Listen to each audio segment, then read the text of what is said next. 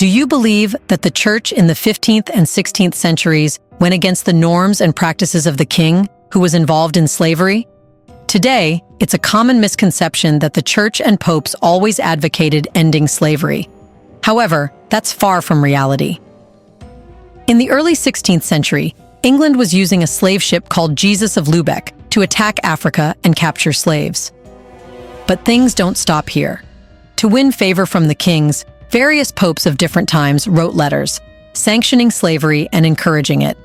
In these letters, they quoted verses from the Bible to justify slavery, permitting slave masters to attack and capture non-Christians. In the Dum Diversas 1452, Pope Nicholas V authorized the King of Portugal to attack, conquer, and subjugate Saracens or Muslims, pagans, and other enemies of Christ, and reduce them to perpetual slavery. So, what's the dark reality of the church's involvement in slavery? Welcome to a new episode of Uncovering Untold Stories, a channel where we talk about the secret and hidden historical stories, events, and incidents of the past that find their roots in either religious or history books. It's a place where you will hear the most unorthodox and hard-to-believe stories that have been forgotten but are part of history, shaping our lives to this day. In this episode, we will debunk the church's historic role in encouraging and justifying slavery. Let's get started. The church's role in sanctioning and justifying slavery is a dark and hidden chapter in the history of Christianity and the transatlantic slave trade. From the early days of the Christian era through the peak of European colonial empires, the church was instrumental in shaping the ideologies that legitimized and sustained slavery. The church's involvement in slavery dates back to the early Christian fathers and their interpretation of biblical texts. In his letters, the Apostle Paul advises slaves to obey their masters and does not call for the abolition of slavery. Instead, he encourages the humane treatment of slaves. Later, during the medieval period, the church's stance on slavery was ambiguous. Some church leaders spoke out against the mistreatment of slaves, yet the institution of slavery itself was not condemned. Slavery was prevalent in medieval Europe, though it often differed from the chattel slavery that would later dominate the Americas. The church's canon law acknowledged the existence of slavery and even set rules for how Christians could own non-Christian slaves. Over time, the idea took root within the church that slavery could be a legitimate form of punishment or a means of converting non-Christians. This led to the church distinguishing between just and unjust forms of slavery. According to church doctrine, a just form of slavery might include enslaving people captured in a just war, or non-Christians seen as naturally inferior or in need of conversion to Christianity. However, the age of exploration in the 15th century marked a turning point in the church's direct involvement in and endorsement of slavery. The discovery of the New World by European explorers spurred a renewed interest in expanding territories and religious influence. The Catholic Church, through a series of papal bulls, played a crucial role in legitimizing the conquest of non-Christian lands and the enslavement of their peoples. In 1452, Pope Nicholas V issued the papal bull Dum Diversas, granting King Alfonso V of Portugal the right to enslave any Saracens, Muslims, pagans, and other unbelievers. This decree provided a theological justification for the Portuguese to enslave African people, laying the groundwork for the transatlantic slave trade. 2 years later, the papal bull Romanus Pontifex reaffirmed this sanction, explicitly encouraging the conquest of lands in Africa and the enslavement of their people. Perhaps the most influential of these decrees was the papal bull Inter Caetera, issued by Pope Alexander VI in 1493, which effectively divided the newly discovered lands outside Europe between Spain and Portugal. This decree implicitly endorsed the subjugation and conversion of indigenous peoples. These papal bulls gave European monarchies both a moral and legal rationale to engage in the transatlantic slave trade, viewing it as part of their divine mission to spread Christianity. Essentially, this decree allowed European colonizers to colonize, convert, and enslave Africans with the church's backing. All questions about enslaving people inhumanely that were supposed to be answered by the colonizers were now being neutralized by showing the Pope's decree. By the 17th century, the transatlantic slave trade had become a highly profitable enterprise, with the church deeply entangled in its operations. In Catholic Spain and Portugal, as well as Protestant England and the Netherlands, the Church provided theological justifications for the enslavement of African people. Religious leaders claimed that Africans were descendants of Ham, cursed to be slaves, and argued that slavery was a means to bring them to Christianity. But things don't stop at just endorsing slaves. Churches frequently owned slaves and profited from the slave trade. In colonial America, both Catholic and Protestant churches owned enslaved people, with some denominations actively participating in the trade. For example, the Anglican Church, which was the established church in many American colonies, not only owned slaves, but also invested in slave trading companies. The Jesuits, a Catholic religious order, were particularly significant in the slave trade in the Americas. They owned large plantations in the Caribbean and South America, which were worked by enslaved Africans. The profits from these plantations funded Jesuit missions and educational institutions. The Jesuits justified their involvement by claiming they treated their slaves more humanely than secular owners and provided them with opportunities for Christian instruction and conversion. But how was slavery justified by the Church? Well, in the American South, many Christians believed that slavery was decreed by God. A Baptist minister even proclaimed that slavery stands as an institution of God. To support this belief, Christians of the time often pointed to specific passages in the Bible.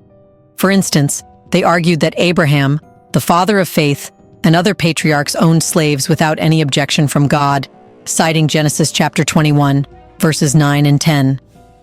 Additionally, they referred to the story of Ham's son, Canaan, who was condemned to be a slave to his brothers as a result of Noah's curse, in Genesis chapter 9, verses 24 to 27, interpreting this as a divine endorsement of slavery. Further arguments were drawn from the Ten Commandments, which mention slavery twice. Some saw this as God's implicit acceptance of the practice. Moreover, Christians pointed out that slavery was common in the Roman world, and Jesus never spoke against it. This silence was interpreted as tacit approval. The teachings of the Apostle Paul were also used to justify slavery. In his letters, Paul specifically commanded slaves to obey their masters, and he even returned a runaway slave, Onesimus, to his master. These actions were seen as further validation that slavery was in line with Christian doctrine. Beyond scriptural interpretations, some Christians offered moral justifications for slavery. They argued that slavery removed people from what they considered immoral cultures, where practices like witchcraft and sorcery were common. Ironically, this justification ignored the fact that similar practices were prevalent in Europe and the broader Western world. Some claimed enslaved people were treated with kindness and were better off under slavery, a concept supposedly supported by some northern visitors. However, it is questionable who these visitors were and what they meant by kindness in the context of the brutal realities of slavery. Another argument declared that slavery was God's way of protecting and providing for an inferior race, allegedly cursed by Noah. Some proponents of slavery even went so far as to label those who supported abolition as atheists, socialists, communists, or red Republicans. This created a dilemma for ordinary Christians. To be recognized as Christians, they had to endorse and practice slavery. Today, historians of slavery continue to reveal that the Catholic Church once fully embraced slavery, both in theory and practice. The Church repeatedly authorized the trade of enslaved Africans and allowed its priests, religious orders, and lay people to own enslaved people as chattels. Before we continue further, tell us, are you enjoying the video? If yes, please like and share the video and subscribe to our channel to watch more videos about little heard and untold real historical stories. Let's continue now. The Catholic Church's involvement in slavery was part of a broader pattern of European exploitation in Africa and the Americas. As Jomo Kenyatta said, "When the Europeans came to our lands, we had the land and they had the Bible. They taught us to pray with our eyes closed. When we opened our eyes, they had the land and we had the Bible." Critics like Dr. J.R. Clark questioned the intelligence of anyone who believed that everything written in the Bible was true, while Napoleon Bonaparte observed that religion had stopped the poor from killing the rich in Europe. Karl Marx famously stated that religion is the opium of the masses. Put simply, Religion was being used by the white Europeans to make Africans give up their land and wealth. If they did not, the same religion they were advocating, which taught peace, was used to exploit and enslave them. The transatlantic slave trade was introduced by Europeans who came with the Bible, much like Arab raiders and traders from the Middle East and North Africa brought Islam through the trans-Saharan slave trade. In fact, the church was a cornerstone of the slave trade. Without it, it would have been nearly impossible to enslave Africans and sustain slavery. Interestingly, many slave traders and ship captains were devout Christians. For instance, Sir John Hawkins, the first British slave ship captain to bring African slaves to the Americas, was known for his piety and required his crew to serve God daily and love one another. His ship, ironically named the Good Ship Jesus, set sail from England to Africa in October 1562. This ship, originally called the Jesus of Lubeck, was a 700-ton vessel purchased by King Henry VIII from the Hanseatic League, a merchant alliance between the cities of Hamburg and Lübeck in Germany. 20 years after its purchase, the ship, then in disrepair, was lent to Sir John Hawkins by Queen Elizabeth I. Hawkins, who became notorious for being the first British slave ship captain to bring Africans to the Americas, was granted permission by Queen Elizabeth for his first voyage in 1562, under the condition that he would transport Africans to the Americas with their own free consent. Hawkins, however, interpreted this condition loosely, justifying his actions with religious rhetoric. Hawkins' cousin, Sir Francis Drake, who accompanied him on this voyage and others, was also deeply religious, with services held twice daily aboard the ship, even as it lay off the coast of Africa. This blending of piety and brutality exemplifies the Church's dark and complicated history with slavery, a history that many religious institutions have yet to fully confront and acknowledge. Near Sierra Leone, John Hawkins captured between 300 to 500 Africans. He achieved this primarily by attacking Portuguese ships and using both violence and deception, falsely promising the Africans free land and wealth in the New World. Hawkins then sold most of these enslaved people in what is now the Dominican Republic. When he returned to England, his ships were laden with ivory, hides, and sugar, marking a significant profit. This marked the beginning of England's involvement in the transatlantic slave trade. When Hawkins returned to England, Queen Elizabeth initially condemned his actions, describing his endeavor as detestable and warning that it would bring divine retribution upon those involved. However, once she understood the potential for substantial profit, she quickly changed her stance. She decided to partner with Hawkins, providing him with a ship, the Jesus of Lübeck, also known as the Good Ship Jesus. On a subsequent slaving expedition in 1567, Hawkins, now leading a fleet of 5 ships, including the Jesus of Lübeck, encountered strong resistance from the Spaniards at San Juan de Ulua in Mexico. Since the slave trade was illegal, Spanish colonists typically required British ships to display a show of force before agreeing to buy slaves at a discount. This time, however, the Spaniards attacked the British fleet. The Jesus of Lübeck was sunk, and most of the crew were killed. Hawkins and his cousin, Sir Francis Drake, managed to escape on a smaller vessel, reached England, and served the Queen. Although the British did not initiate the Atlantic slave trade, they quickly became dominant players. Few people at the time expressed moral or ethical concerns about slavery. The Anglican Church was directly involved in the slave trade, and when Christian voices did rise against it, they were primarily from the Quakers, who were instrumental in the campaign to end the slave trade. However, until the mid-18th century, few people spoke out against it. While there were isolated objections, the trade generally developed with little religious opposition, as if it were a morally neutral enterprise. The Church of England was also involved in the slave trade. The Anglican Society for the Propagation of the Gospel in Foreign Parts, founded in 1701, inherited plantations, including those in Barbados, from Christopher Codrington, a former soldier, government official, and planter. These plantations were managed like any other absentee-owned estates, with profits flowing back to the Church of England. The enslaved people on these plantations were branded, a common practice in the Caribbean, and there were occasional concerns raised about their well-being. In 1760, the Archbishop of Canterbury expressed concern over the declining population of enslaved Africans on the plantations, suggesting this decline resulted from a defect both of humanity and even of good policy. However, the church continued to own and profit from slaves until the full emancipation of enslaved people in 1833, when it received £8,833 in compensation for the loss of its human property on the Codrington plantations. Yes, the church received money to give up its slaves. A 2015 report from Global Black History stated that the Catholic Church did not oppose slavery until it had become widely condemned in much of the world.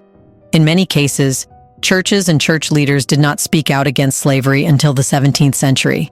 That's because the church was deeply politicized. Therefore, to win favor from kings and queens, it had to influence the public, which was possible by endorsing slavery.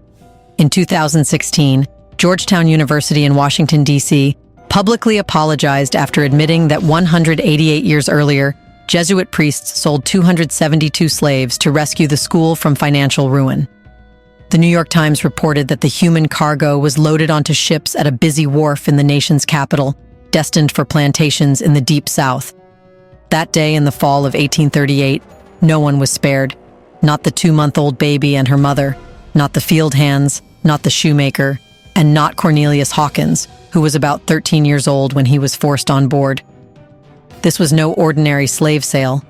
The enslaved African Americans belonged to the nation's most prominent Jesuit priests and were sold, along with others, to secure the future of Georgetown University, now one of the leading Catholic institutions of higher learning.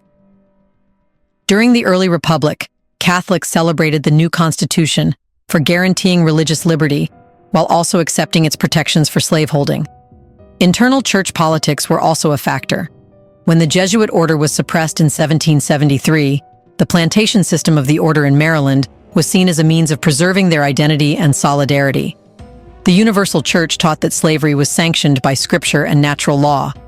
Throughout the antebellum period, many Southern churches were committed to spreading their version of Christianity among enslaved people, believing it would help them become obedient slaves and not challenge the institution of slavery. One reason why the Church's past endorsement of slavery is so little known among the general Catholic population today is that the very popes who reversed the Church's stance on slavery and the slave trade also promoted a narrative that defended the Church's reputation and doctrinal continuity. In other words, modern-day popes condemned slavery, but did nothing with the Church they were pope of. What do you think? Should the Catholic Church and Pope be asked to give reparations for the historic role it played in slavery? Isn't it true that the Church is the major reason why kings allowed slavery because the Pope offered religious justifications and backing in supporting this inhumane practice? In the comment section right below, share your thoughts on what if the Church had resisted slavery. Would kings and slave traders get legitimacy? Do you want to watch more videos like this one? If yes, subscribe to our channel and press the bell icon next to it. We bring videos on stories that might sound controversial, mysterious, and shocking, but are real and have roots in religious and history books. Thanks for watching, and until the next video, stay tuned.